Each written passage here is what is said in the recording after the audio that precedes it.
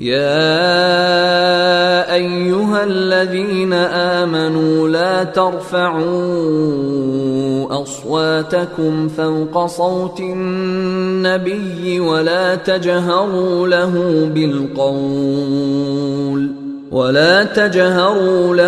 بالقول كجهر بعضكم لبعض أن تحبط أعمالكم وأنتم لا تشعرون.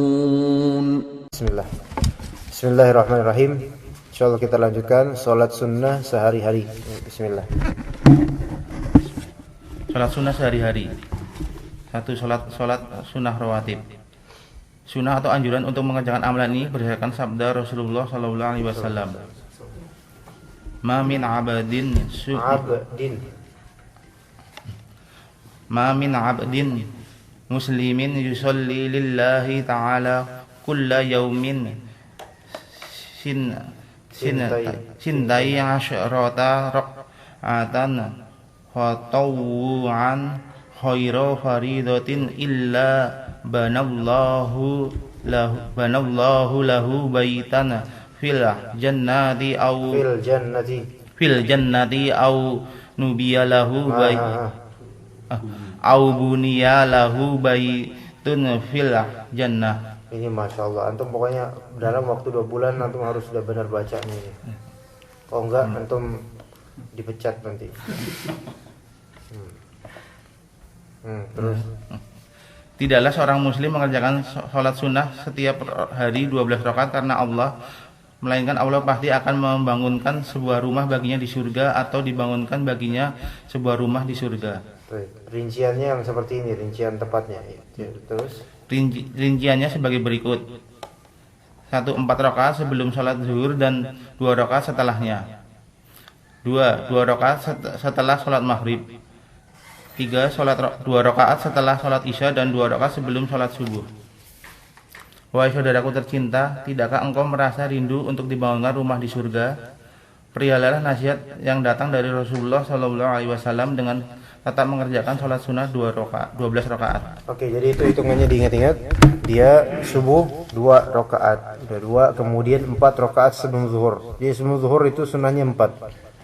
Ada juga, boleh juga 2, boleh 4. Dan untuk melaksanakannya boleh langsung 4 rakaat atau dipisah-pisah 2-2 boleh.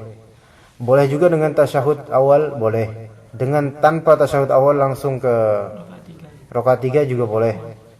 Itu khusus untuk sholat zuhur, rakaat rawatib atau sunnah rawatib sebelum zuhur qabliyah. Dan 2 rakaat setelahnya. Itu udah berapa? 8. Kemudian untuk menggenapkan 10 setelah sholat maghrib, yang diriwayatkan bahwasanya beliau selalu sholat sunnah ba'diyah maghrib di rumahnya. Kemudian setelah itu 2 rakaat setelah sholat isya, maka lengkaplah 12 rakaat. Berarti kalau misalnya ini yang semua ini adalah sunnah muakkadah. Adapun yang sunnah biasa yaitu diantaranya sebelum asar, ya, kemudian sebelum maghrib dan sebelum isya. Jadi untuk semua qabliyah itu ada.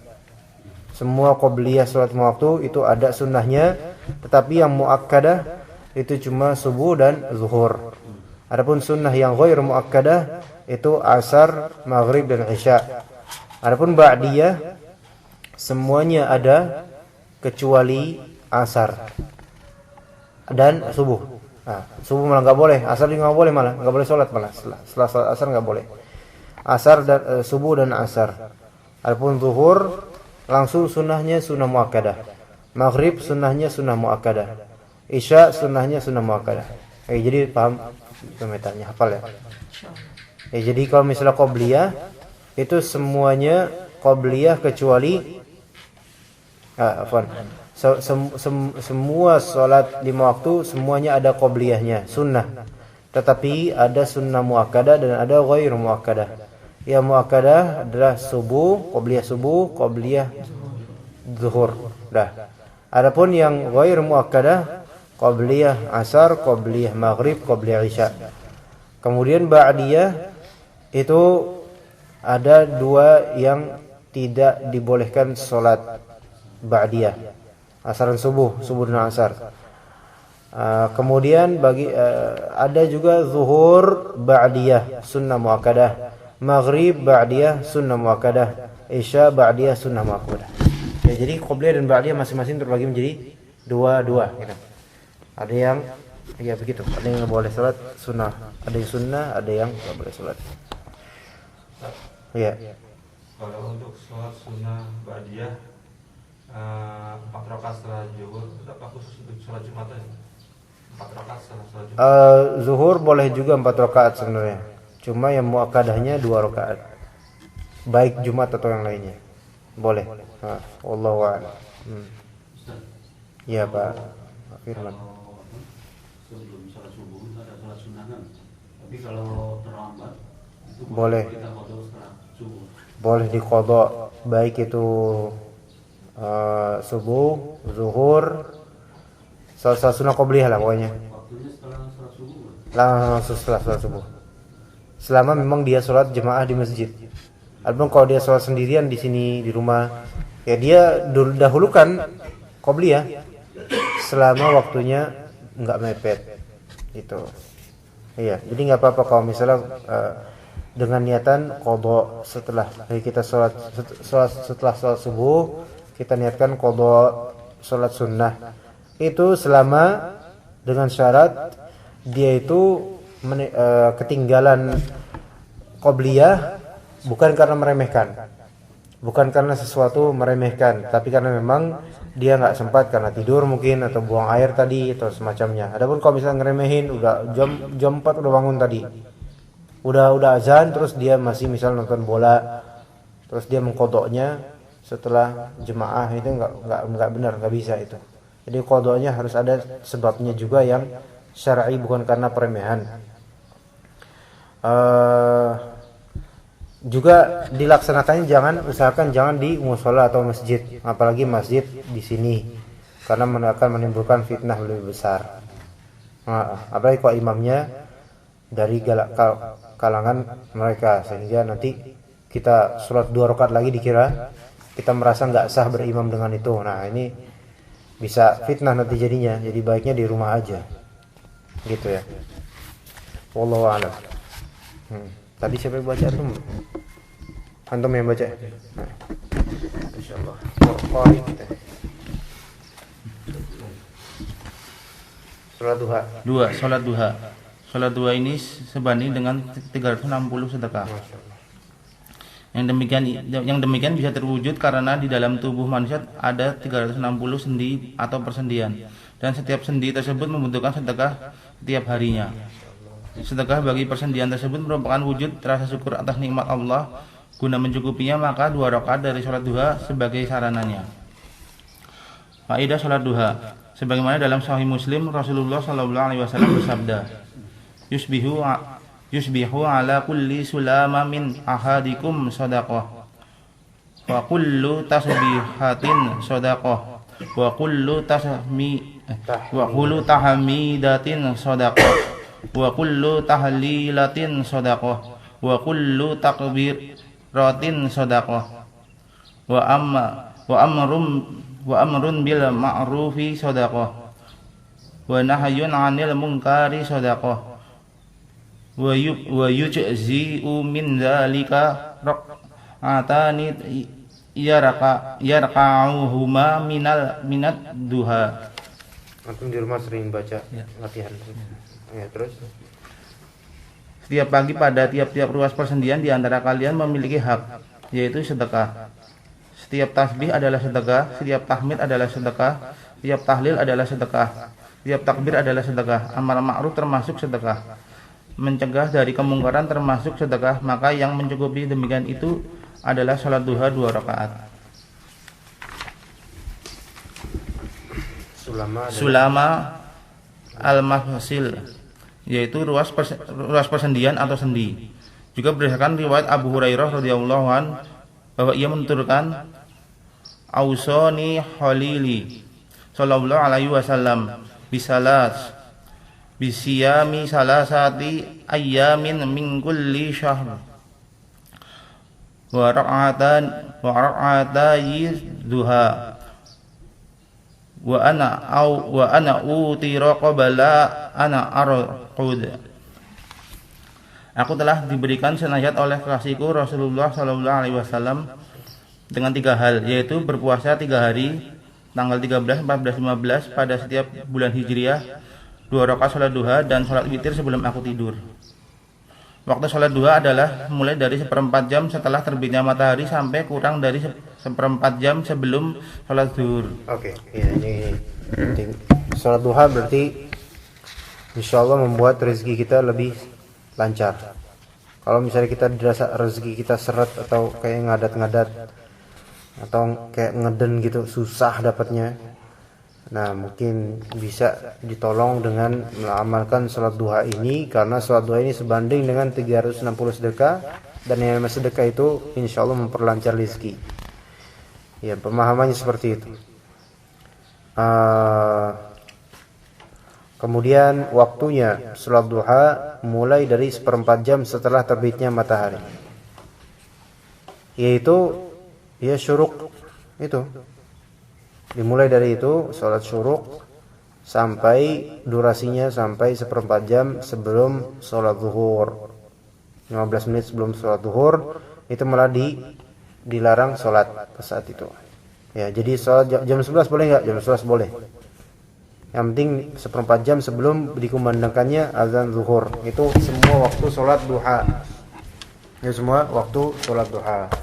Oke, kemudian waktu paling utama. Waktu yang paling utama untuk menunaikan salat duha adalah ketika terik matahari mulai menyengat atau ketika panasnya mulai terasa mengena kulit. Apabila diperkirakan dengan jam, kira-kira dimulai pukul 7 sampai dengan 11. Jumlah rakaat salat duha yang paling sedikit adalah 2 rakaat. Jumlah maksimal ataupun yang paling banyak adalah salat duha adalah 8 rakaat. Gimana bahasanya? Jumlah maksimal ataupun yang paling banyak salat duha adalah 8 rakaat. Ini adalah kayaknya salah, salah. Dalam salat duha atau apa? Ada pendapat lain? Ada pendapat lain yang mengatakan bahwasanya jumlah maksimal rakaat salat sunnah ini tidak ada batasannya. Ya, insyaallah ini yang pendapat kedua ini yang insyaallah mudah-mudahan lebih tepat. Yang namanya salat sunnah seperti ini sebagaimana salat lail. Ya, jadi ini salat duha, ada salat malam. Itu mudah-mudahan silakan, batasannya terserah. Ya, tidak ada maksimal, cuman memang kalau mau mengikuti sunnah imma 2 atau maksimal 8. Cuma mau lebih karena memang lagi libur kayak hari Minggu silakan. Atau mau 10 enggak apa-apa, 12 enggak apa-apa, asal genap, jangan witir. Jadi ini bid'ah nanti kalau witir ya. Malamnya enggak witiran, malah duhanya witiran. Ini aneh. Menyelisihi banget. Ya, 3 salat sunnah sebelum salat asar. 3. Salat sunnah sebelum salat asar. Rasulullah sallallahu alaihi wasallam bersabda, "Rahimallahu mar'an shalla qabla al-'ashri arba'a." Semoga Allah memberi rahmat kepada seorang yang salat sunnah sebelum asar 4 rakaat. Di sini berarti sebelum asar sunnah tapi ghairu muakkadah. Iya, enggak muakkad. Dia bisa sampai 2 atau 4, silahkan. Sebagaimana zuhur, qobliyahnya bisa 2, bisa 4, silahkan. Mau dia langsung 4 dengan adanya tahiyat awal atau tanpa duduk tahiyat awal, enggak masalah juga insyaallah. Ya, itu tapi bedanya kalau qobliyah zuhur 4 rakaat itu sunnah muakkadah. Kalau yang ini sebelum asar sunnah tapi ghairu muakkadah. Ya, gitu ya. Baik, keempat, salat sunnah sebelum salat maghrib. Rasulullah sallallahu alaihi wasallam bersabda, "Shallu qabla salatil maghrib." Qala fi salisah liman sya. Salatlah sebelum salat maghrib. Pada ucapan yang ketiga beliau sallallahu alaihi wasallam menambahkan, bagi siapa yang mau. Oke, ini penting ini. Salat sebelum salat maghrib 2 rakaat qobliyah. Sebelum maghrib yaitu antara azan dan iqamah. Yang dimaksud qabla salatil maghrib di sini yaitu tadi sebelum qomatnya. Adapun kalau sebelum azan maka tidak boleh salat. Walaupun tahiyatul masjid maka dia tetap berdiri aja di masjid kalau memang dia mau menunggu azan. Gitu. Jadi dia setelah kita salat asar sampai azan maghrib itu kita tidak salat apa-apa. yang nggak ada sholat apa-apa, kecuali kalau qadha misalnya, sholat qadha wajib, nah itu baru nggak apa-apa, malah bahkan harus. Tapi kalau sholat sunnah dari sholat wudu atau sholat tahiyatul masjid tidak. Ya, terus gimana kalau misalnya kita pulang kerja, kita dapetin masjid baru 15 menit sebelum azan maghrib, ya kita jangan sholat tahiyatul masjid, melainkan mau berdiri terus silahkan sampai nunggu azan, atau dia mau langsung duduk baca Quran silahkan, atau mau nunggu di luar juga nggak apa-apa. Ya terserah dia, yang penting itu waktu dilarangnya sholat. Walaupun Imam Syafi'i punya pandangan tidak seperti itu. Di sini bukan pelajaran yang kemarin. Iya. Gitu ya. Wallahu a'lam. Ya. Tapi kemudian kelima, sholat sunnah sebelum sholat isya. Rasulullah SAW bersabda, Baina kulli adanaini sholah, summa qala fis salisah, liman sya. Di antara dua azan terdapat sholat.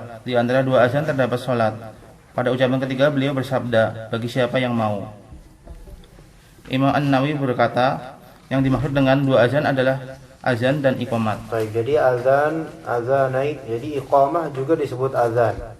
Oleh karena itu tadi pas kita belajar tentang sunnah dalam iqamah, itu sama seperti sunnah dalam azan juga, dijawab juga, dan kemudian Allahumma rabb hadhihi da'wati tammah dan seterusnya. Ya. Cuma ketika misalnya udah selesai qomat, kita masih membaca doa Allahumma rabb hadhihi da'wati tammah, kemudian imam langsung Allahu akbar, maka kita harus meninggalkan wirid-wirid itu langsung ke mengikuti imam. Oke, jadi itu setiap antara azan dan qomat itu ada sunnah salat. Cuma tidak semuanya sunnah muakkadah, ada sunnah biasa, ada sunnah muakkadah di sana. Wallahu a'lam.